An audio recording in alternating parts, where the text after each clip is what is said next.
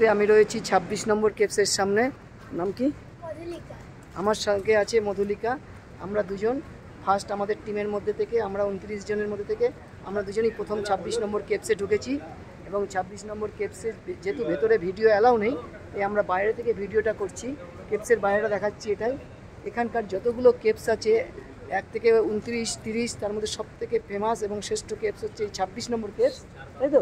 এই ২৬ নম্বর কেপসে আমরা দেখলাম স্বয়ং বুদ্ধ শয়নে রয়েছে বালিশের ওপরে, একদম কোল বালিশের উপরে মাথা দিয়ে এবং পায়ের তলায় বালিশ দিয়ে সে একদম তার জীবনের শেষ নিঃশ্বাস ত্যাগ করছে এবং দেহত্যাগ করছে।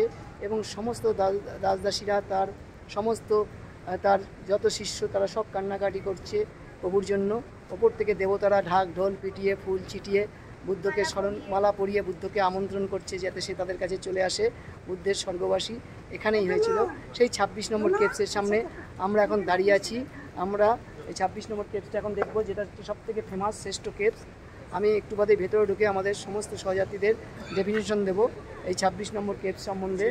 দেখুন এখানে অনেকগুলো আমরা কেপস দেখেছি, ১, ২, ৩, ৪, ৬ নম্বর কেপসটা খুব ভালো, ১৬ নম্বর কেপস ভালো। সবথেকে ফেমাস এবং সুন্দর কেপস হচ্ছে এই ২৬ নম্বর কেপস। এই ২৬ নম্বর কেপসের সামনে আমরা এখন আছি।